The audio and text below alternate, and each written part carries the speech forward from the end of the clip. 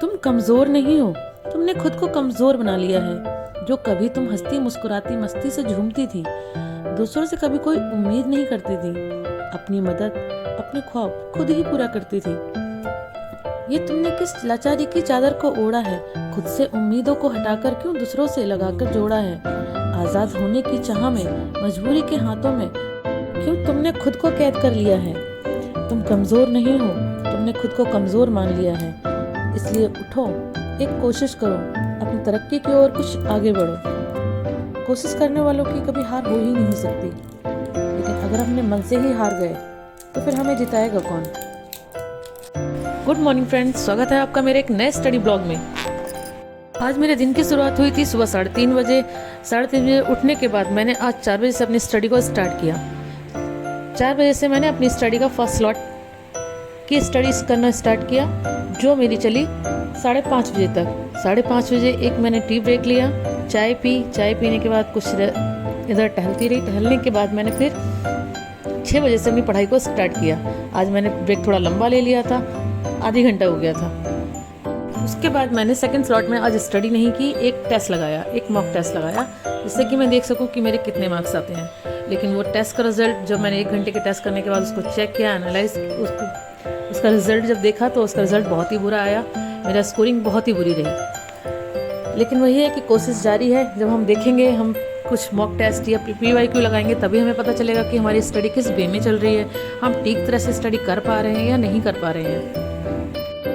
जिस तरह से स्टडी करना ज़रूरी है, हमको एक मैनेजमेंट, एक डिसिप्लिन में रहना ज़रूरी है, उस तरह से हमें ये पता करना भी ज़रूरी है कि हम स्टडी कर रहे हैं वो कितनी ठीक से हो रही है, कितना उसको ठीक वे में हो रही है। पता लगे हम वो टॉपिक्स को ज़्यादा पढ़ रहे हैं जो टॉपिक्स एग्ज़ाम में आते नहीं हैं, या हम उन टॉपिक्स को रटे जा रहे हैं जो टॉपिक्स बहुत टफ हैं रटने में, लेकिन एग्ज़ाम्स में उसमें बहुत कम क्वेश्चन आते हैं।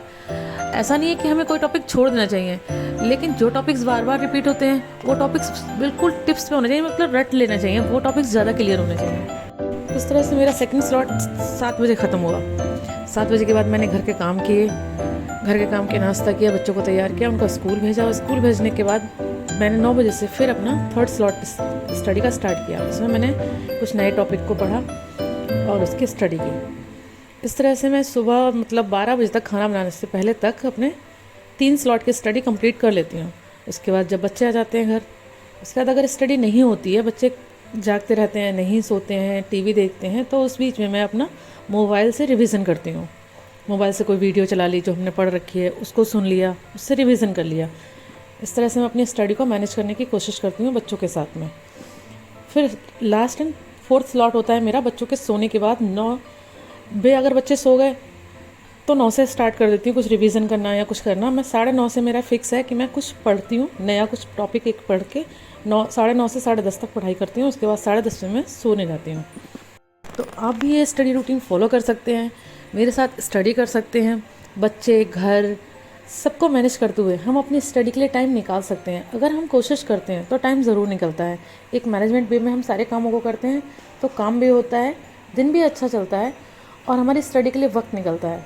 अगर हम स्टडी नहीं भी करते हैं तो भी हम अपना कोई भी एक्स्ट्रा काम कर सकते हैं, अपने लिए कोई टाइम निकाल सकते हैं। हमारा कोई भी शौक़ है तो हम उसे पूरा कर सकते हैं, लेकिन करेंगे हम तभी पूरा जब हम बाकी कामों को मैनेज कर पाएंगे, टाइम को मैनेजमेंट में कर पाएंगे, एक डिसिप्लिन वे में अपनी लाइफ को हम चला पाएंगे।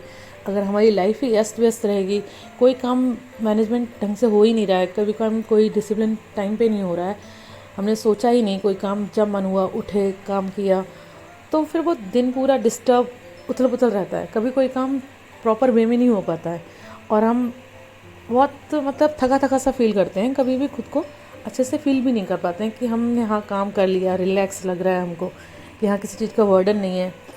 ये सब तभी हो पाता है जब हम मैनेजमेंट वे में, एक डिसिप्लिन वे में काम करते हैं। डिसिप्लिन, मैनेजमेंट, ये सारे वर्ड्स बहुत भारी भरकम है, लेकिन बहुत ही सिंपल है। अगर हम इनको फॉलो करें तो ये बहुत सिंपल हैं और ये हर किसी की लाइफ में वैल्यू रखते हैं, चाहे वो स्टूडेंट हो या ना हो, एक नॉर्मल सी लाइफ जीने वाला इंसान हो।